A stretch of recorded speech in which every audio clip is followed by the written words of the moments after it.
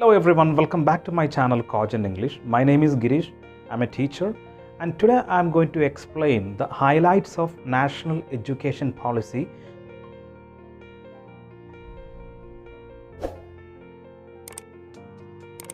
Before that, if you're watching my channel for the first time, please consider subscribing my channel and press the bell icon for more notifications. Education is the fundamental for achieving the full potential of a human, right? Definitely that will help to develop the nation. As you know, the world is undergoing a rapid change in the area of knowledge. National Education Policy 2020 is the first education policy of 21st century and aims to address many growing developments of a country. National Education Policy 2020 proposes the revision and revamping of all the aspects of current education structure. Let's look into the highlights of National Education Policy 2020 right now. New policy aims for universalization of education from preschool to secondary level with 100% GER. GER means gross enrollment ratio in school education by 2030. Alright, so ensuring universal access to all the levels of school education, and that gives the infrastructure support and innovative education centers to bring back dropouts into the mainstream and tracking of students and their learning levels, etc. The next point we can focus on that new school curriculum like 5 plus 3 plus 3 plus 4 school curriculum with 12 years of schooling and 3 years of Anganwadi or preschooling.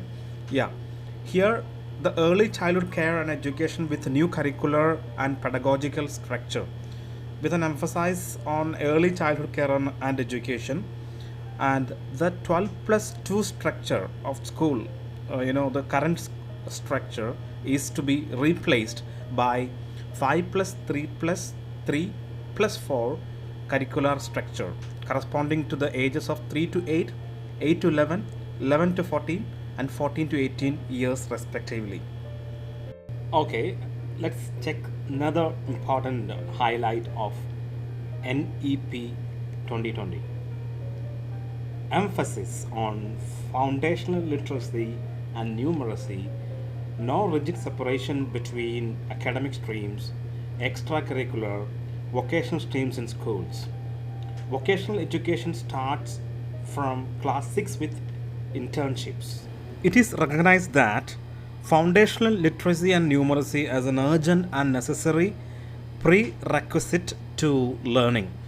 Like the National Education Policy 2020, the calls for setting up for national mission on foundation literacy and numeracy by MHRD. Teaching up to at least grade 5 to be in mother tongue or regional language. Here, the policy has emphasized mother tongue, local language or regional language as the medium of instruction at least till grade 5, but preferably till grade 8 and beyond. Sanskrit to be offered at all levels of school and higher education as an option for students, including in the 3-language formula. Other classical languages and literature of India also to be available as options. No language will be imposed on any student. Let's go through the next highlight of the NEP. Assessment reforms with 360-degree holistic progress card, tracking student progress for achieving learning outcome. NEP 2020 envisages a shift from the current summative assessment to regular and formative assessment, which is more competency based and that promotes learning and development and tests higher order skills such as analysis, critical thinking and conceptual clarity. All these are connected to our 21st century skills, and all students will take school examination in grades 3, 5 and 8, and which will be conducted by the appropriate authority, and board exams for grade 10 and 12 will be continued but redesigned with holistic development as the aim. A new national assessment center will be set up as a standard setting body. GER in higher education to be raised up to 50% by 2035. 3.5 crore seats to be added in higher education. And higher education curriculum to have flexibility of subjects. Students will have increased flexibility and choice of subjects. And there will be no rigid separation between arts and sciences, between curricular or extracurricular activities, between vocational and academic streams. So here students will get an ample of opportunities or flexibility to choose their favorite subjects. For example, if a child is studying in a science stream, from the science stream the child can select an art subject too. So here the flexibility is really high. Point I really liked it, the equitable and inclusive education. Yes, National Education Policy 2020 aims to ensure that no child loses any opportunity to learn and excel because of their circumstances of birth or background.